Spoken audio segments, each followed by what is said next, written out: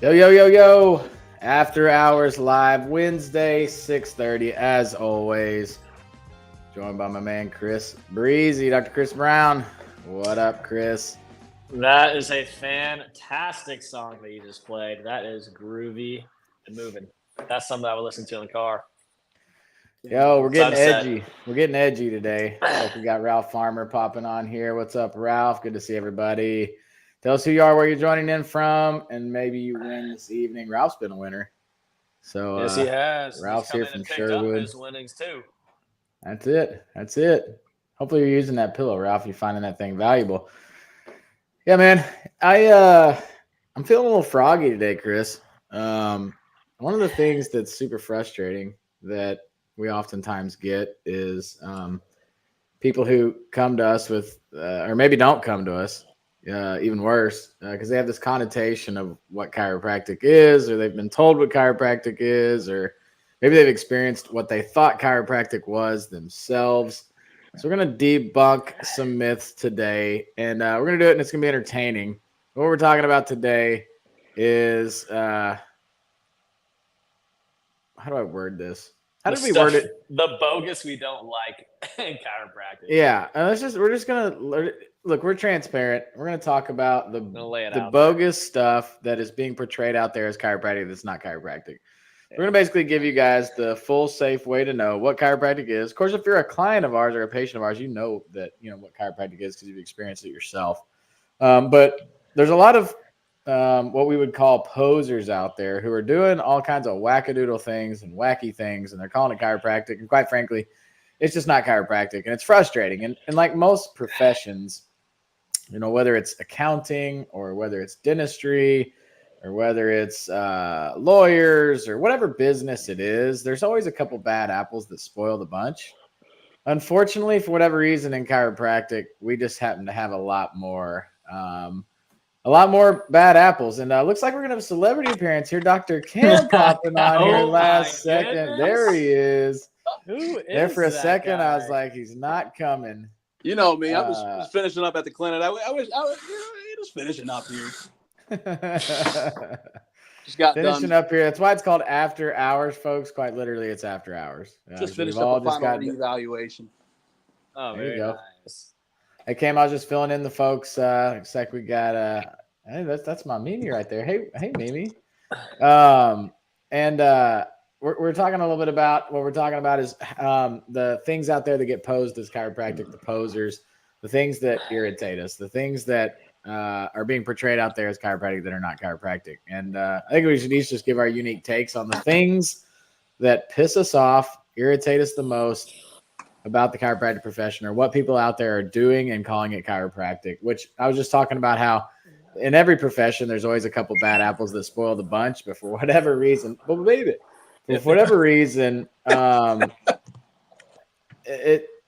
we just happen to have a lot more bad apples in our bunch for whatever reason. And it's super unfortunate too, because it's like, listen, my friends, chiropractic is so potent, it's so powerful.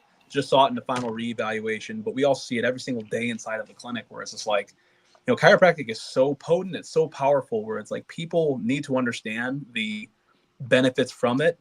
What's beautiful is that some people think it's just, low back pain, or I also love when people are like, it's low back pain, or I don't have a problem, so I don't need to come see you guys. But it's also like, we help prevent the problem. We're the best type of insurance. The problem about this is that the bad apples inside of our profession, to make it seem like you only have to have low back pain and neck pain to be able to go see a chiropractor. That's just not the case. So I'm glad we're talking about this tonight. Brown, you got anything to add there?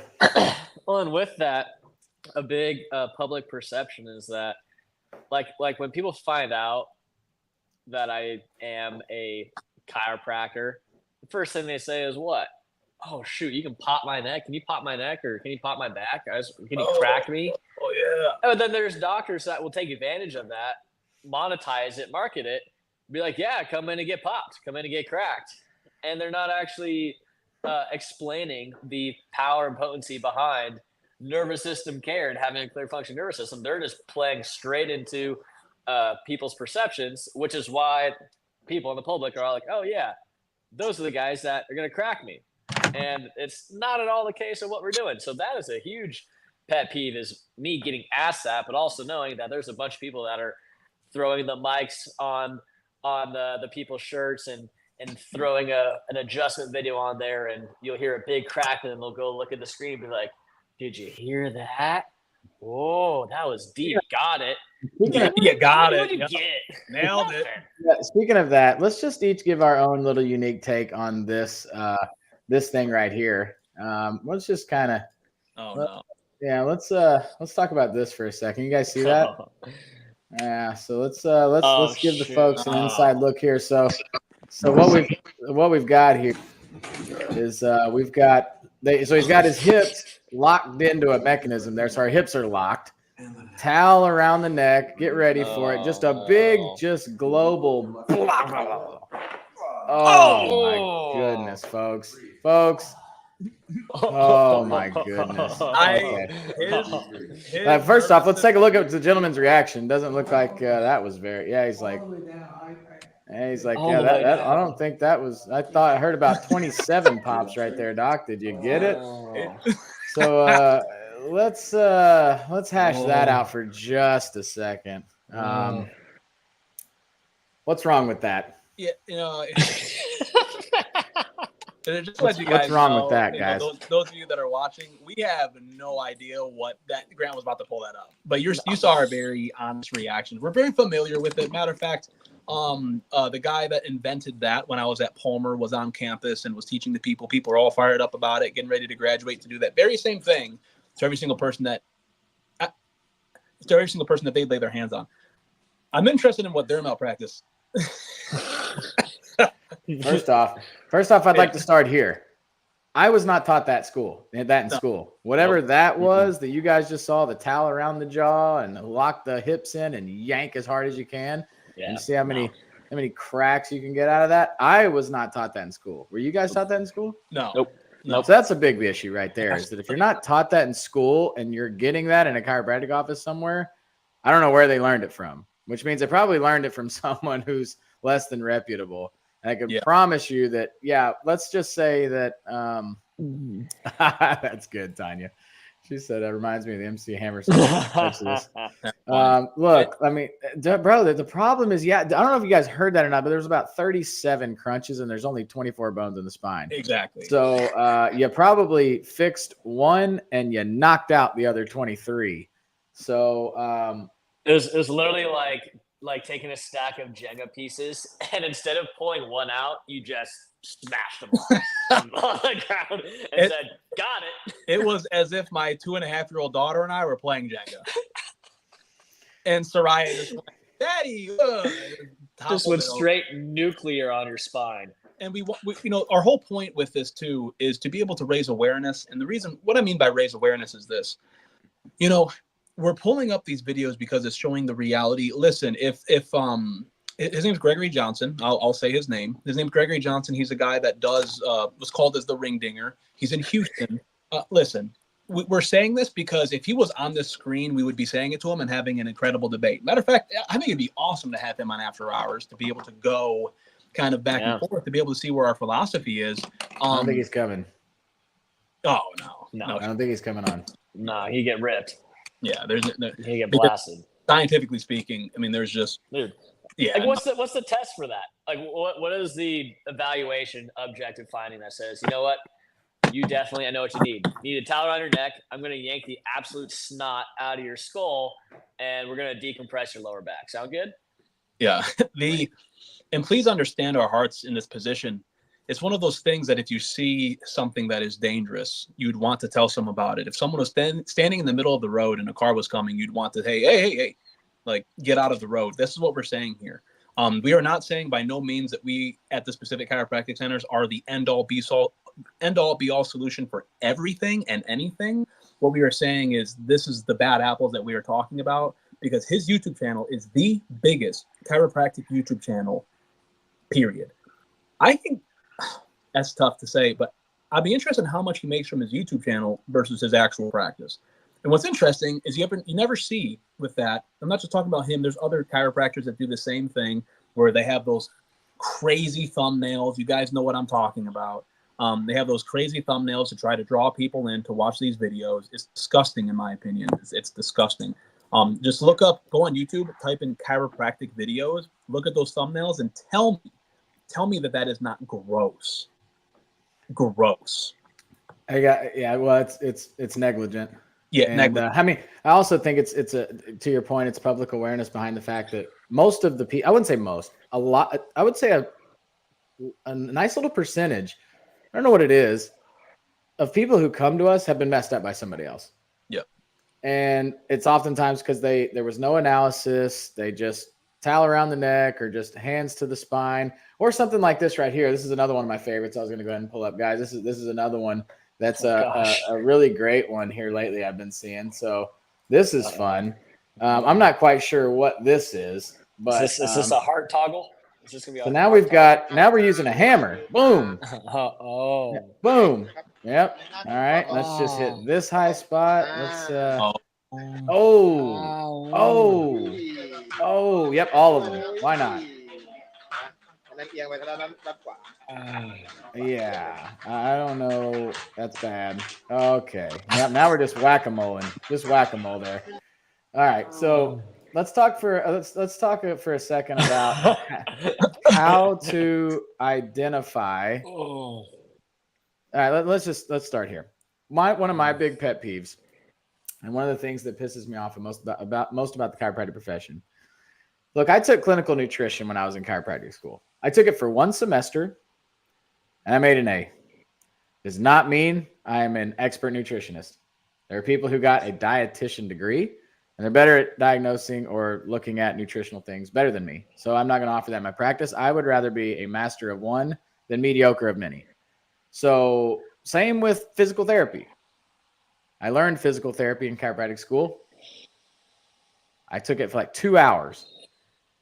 And there's a big difference between physical therapy, and there's also a whole separate profession for physical therapy. There's also a whole separate profession for nutrition. I want to be a chiropractor. Chiropractic's very simple. We locate interference to the nerve system, analyze the spine, analyze the nerve system, and give an appropriate adjustment where it's necessary. Leave the body alone when it doesn't need it and let it heal itself. That's chiropractic. It's not nutrition. It's not physical therapy. It's not massage therapy. It's not acupuncture. And it's definitely not hitting the spine with a freaking hammer. No. So what pisses me off the most is when people say, oh, chiropractic nutrition. That's like saying, I love going to my dental medical doctor. Right. Like, well, no, my dental neurologist. Yeah, I'm going to go to my dental orthopedist. Like, there's dentistry and there's orthopedic. Okay. And the biggest reason that we come on these shows is to empower you guys to make smart choices relative to your health and wellness. And one of those is being when to point out the fakes and the cronies, the people who are taking advantage of people, and it's not right. And quite frankly, I'm fed up with it, which is why I wanted to give this episode a little bit of a shout out to letting people know what is the real difference. And the real difference is a proper analyzation of the spine.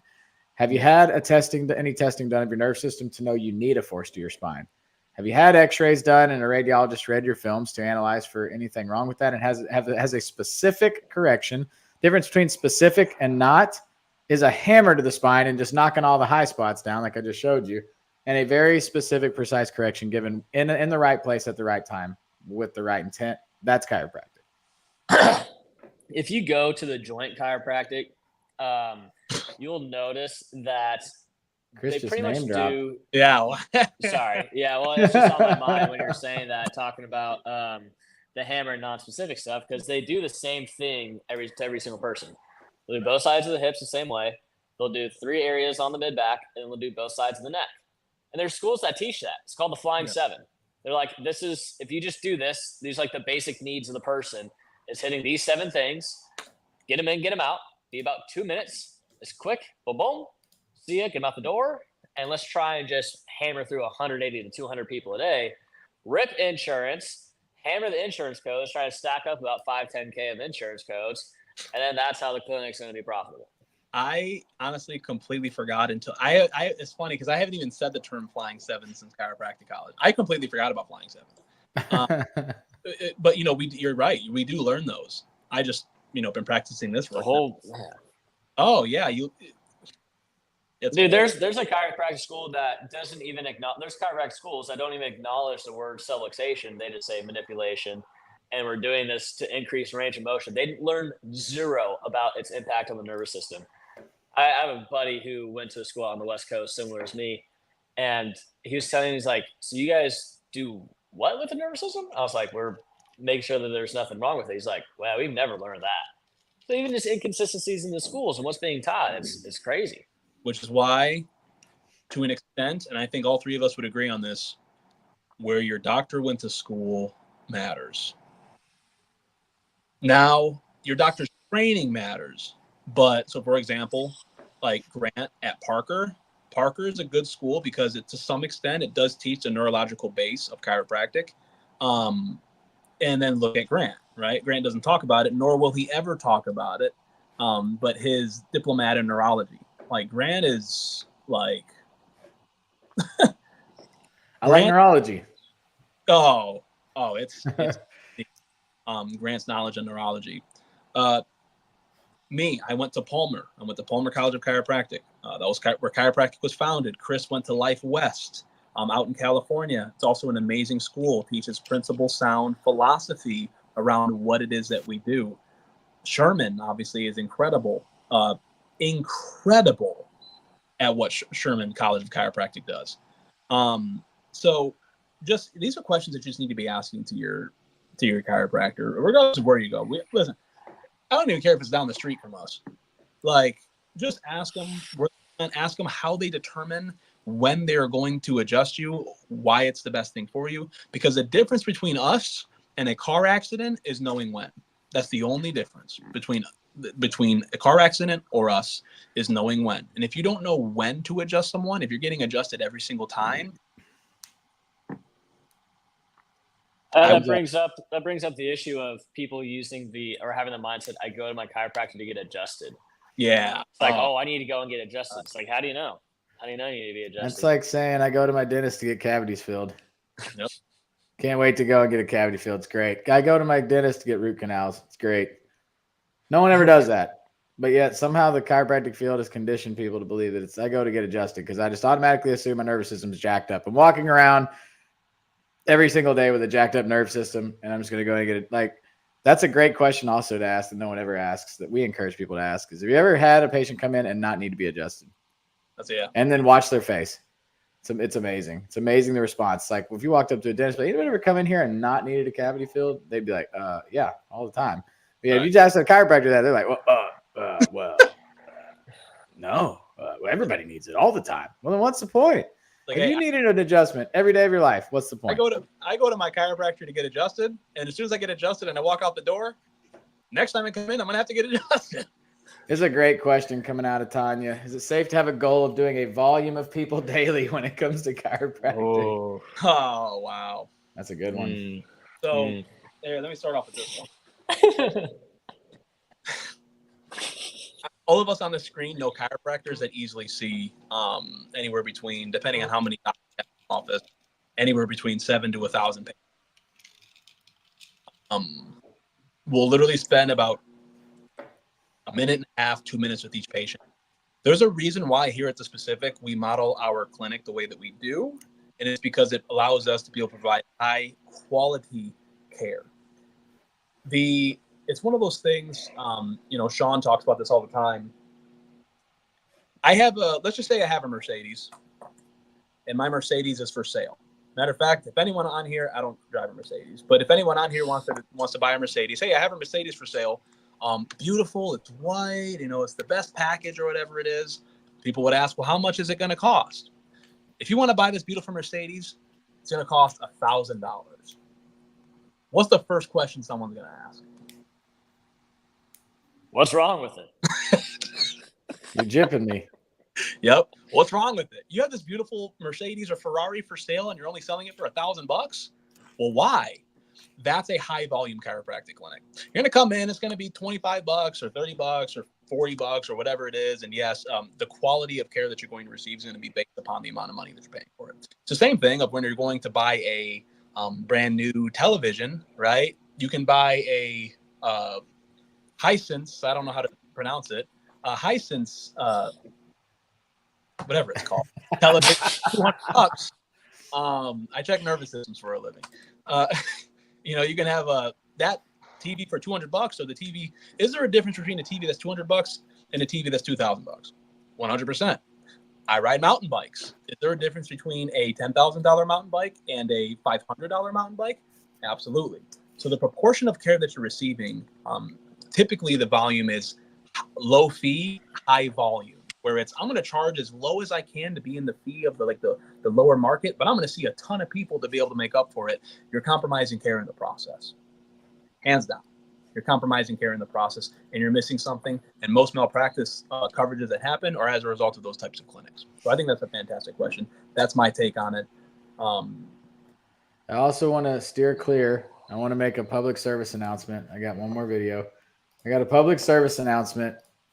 Folks, if you ever, and I mean ever, see this right here. This is called the Y-strap maneuver. Yep. This is also not taught in chiropractic school. In any chiropractic school on the planet, nobody teaches this. Yep. Or in the world.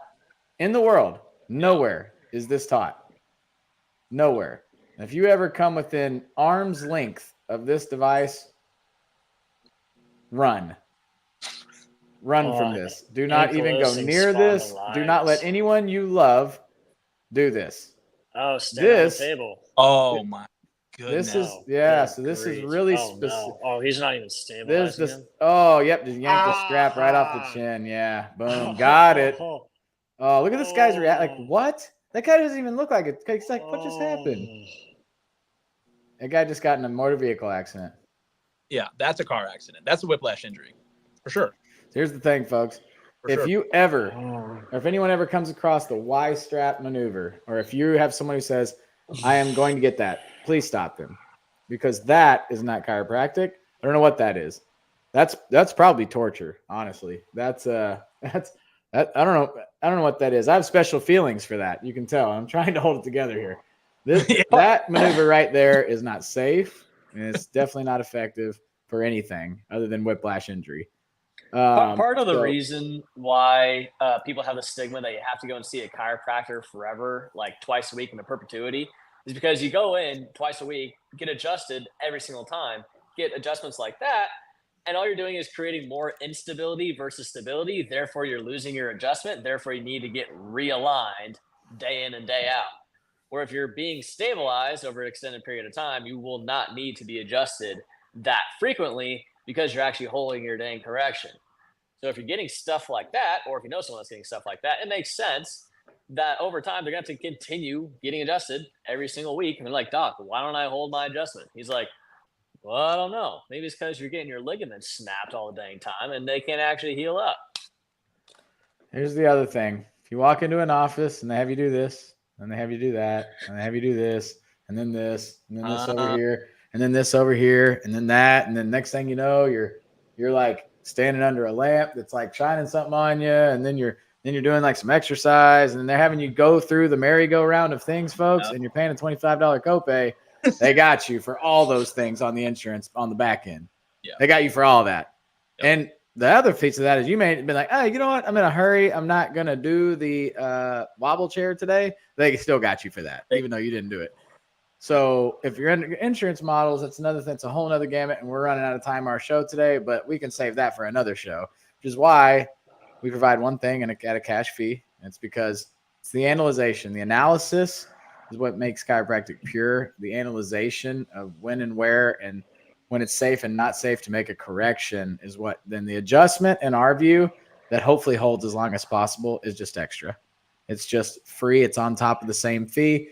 If we're doing our jobs adequately enough, the adjustments should hold, and you should need them less and less often over a longer period of time as care goes on. And I guess what that leads to is then now you don't have to come see us very often because your body's self-independent. It heals itself. You hold your adjustment. It's really the difference that makes the difference. That's why we're so passionate about what we do. And we're not on here to knock other chiropractors. What we're on here to do is bring awareness to an important issue that we deal with on a day-to-day basis. And look, if you're someone who's tuned in from somewhere else and you need help finding a good chiropractor, there's a couple of great questions you can ask. One is, have you ever had somebody come in and not need to be adjusted? If they answer, no, it doesn't exist and it's not possible, then you're in the wrong place. What do you assess? What do you use to assess for a nervous system function? Do you take x-rays before making an adjustment? These are all pertinent questions you can ask to know or share with people you know and love to make sure you're finding a good one. Because I'll tell you this. The biggest thing that we see on a day-to-day basis are people who either come to us scared to death from a bad experience, have been injured from a bad experience, or have just never been to Arthur's Steakhouse and don't know what a good steak is just yet. Yep. Because here's the thing, my friends. If you've only been to Applebee's for a steak, you're really missing out on the good stuff and you're not even aware of it. And then once you go to like an Arthur's and you experience a great quality experience in a steak, it kind of degrades the Applebee's steak. We're trying to make sure that those out there who have had just Applebee's steak know what a really good one tastes like. And it doesn't just have to be us. There's lots of great ones all over the country. I wish there was more. But we just try to bring awareness to people to understand the big difference, and appreciate all you guys joining in. We've got a lot of interaction with this one tonight. I felt like we might. It's polarizing, a little more polarizing than we normally are because it's not our style. And other than Chris, we don't call out names. Here's the deal though. In a full disclaimer, we have referred people to the joint. People who say, hey, I want, and then listen, there's also people who call us like, I want my whole spine cracked. Yep. Yeah. Great. We got lots of options for you. You're going to pass 7 on your way to us who do that, including the joint. And we'll send you if you're like, okay, so I want something as cheap as possible and crack my spine head to toe. Great. Sure. Got a great option for you. And then there's others who are like, look, I don't want a short-term fix for things. I want a long-term solution. Lots of short-term fixes out there. Look, when you hit your head, first thing you do is you scratch your head. And it makes it feel better for a second. It's because the way your neurology works is your body and your brain is way more concerned with where your hand is in space than the pain momentarily. It's the same thing with a TENS unit. It's the same thing with a full spine manipulation. They just move the bone. Your brain goes, oh, there's a bone there. And it inhibits pain for about a day or two, which is why oftentimes it keeps coming back, gives short-term relief, and it keeps coming back, which is great if you're in this for business. Because now you just got to keep coming back to me every 3 days to get this little fix for 6 months. I hammer the insurance until it runs out, and then I see you again in January. That's a great business model. But the problem is it doesn't lend great for long-term restorative results. The long-term results come from the nervous system functioning at its fullest capacity for as long as we can possibly get it to, because that's what heals your body. Ralph says, great advice here. Troy says that had to hurt. Yeah, it did just look like it hurt. The guy didn't look like he enjoyed that. And look, our adjustment's not the most therapeutic. It's not meant to be therapeutic. It's meant to be necessary and restorative. But you definitely don't want to look like you just got hit by a Mack truck. Let's see here. Ross giving us a good shout out here. Appreciate that, Ross. Quack Cairo. Man, that happens sometimes. It's like I said, that's validation, folks. We're not just blowing smoke. We really do see people who come in. That's their experience. It's tough. And it's honestly one of the toughest things to see because sometimes it's even people we went to school with. I'm like, oh, yep. Told you not to do that, but you didn't listen. So, guys, let's give away something. We're running out short on time here. Let's count up the comments. Who's going to do the drawing? We're giving away a passion planner tonight, which is a great it's a great tool. Cam, tell them about the passion planner. Guys, the passion planner is just the gold standard when it comes to planning out. We're laughing because that's Cam's favorite thing that he uses every day. It's a passion. If you go to passionplanner.com, there's a ton of amazing content on there regarding how to utilize a passion planner. But we're giving one tonight. We're giving one away tonight because it is so powerful. It has radically transformed my life. Matter of fact, I had bought about 20 passion planners to be able to host a workshop inside of the clinic, to be able to lead people to deal with their beautiful goals for 2023, believe it or not. We are still waiting to do that workshop because the passion planners are just random number between 1 and 28. Sorry, 1 and 29. Let's do 1 and 29. Who's got it? Who's got the phone? Siri.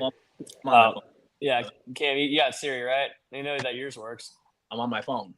Hey, I got my phone. What do I do here? When Cam texts, he voice texts, but he does it in a different voice. It's like he talks into it like it's like the voicemail machine. The user has a voicemail box that has not been set up yet. Okay, we give him grief for that all the time. We know Siri works. Give me Anyway, here, give me a random number between 1 and 28. 13.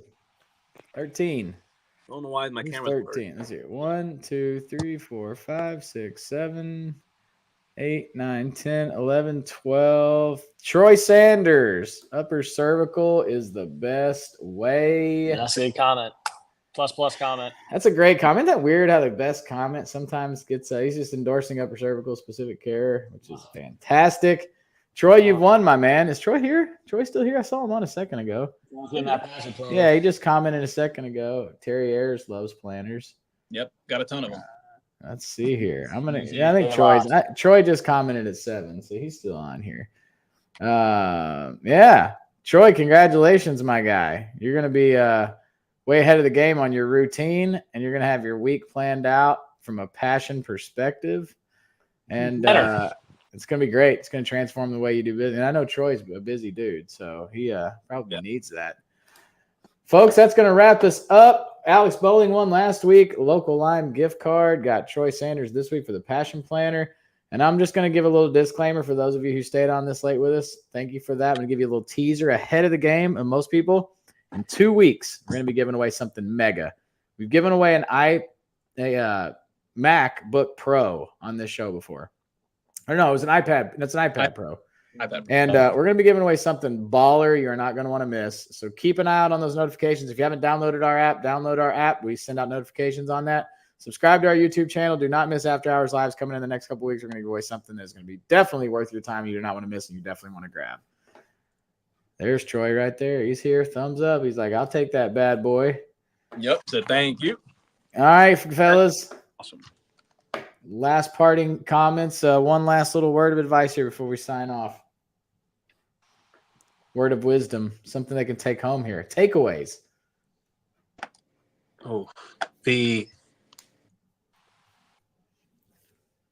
I don't know. That was captivating. Actually, here it is. Actually, I had a really good conversation with a lady the other day. What she had said is people can create their own version of hell inside of their thoughts. So what I encourage every single person on this to do, including us, sometimes we can battle with different thoughts and stuff like that. I have to ask ourselves, we're reading a really good book right now too that talks about something very similar. Are we creating our own reality of hell inside of our head, or is it something that we are actually experiencing?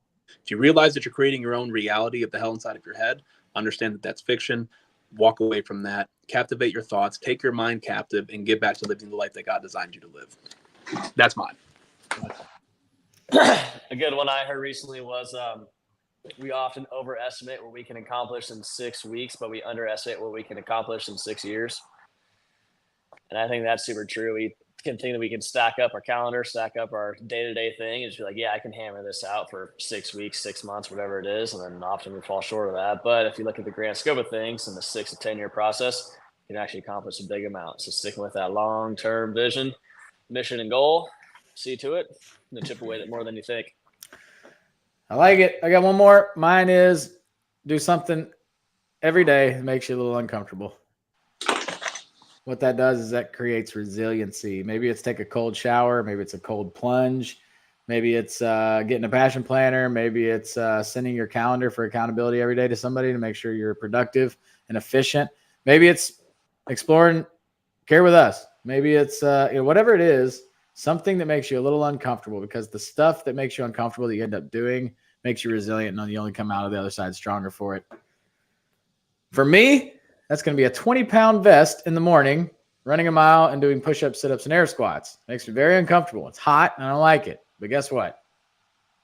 The strongest iron is forged by the hottest of flames. I'm also leaving people off with this. It's a great point. This week we gave away a passion planner. Next week we may actually give away this beautiful that we have resting inside of our. I thought that was a printer at first. We should have let Cam off the show a long time ago. All right, folks, we will see you guys next week. As always, Wednesday night, 6:30, for another rendition of After Hours. We get to see docs who are passionate about what they do, but are also humans at the same time. See you guys next week.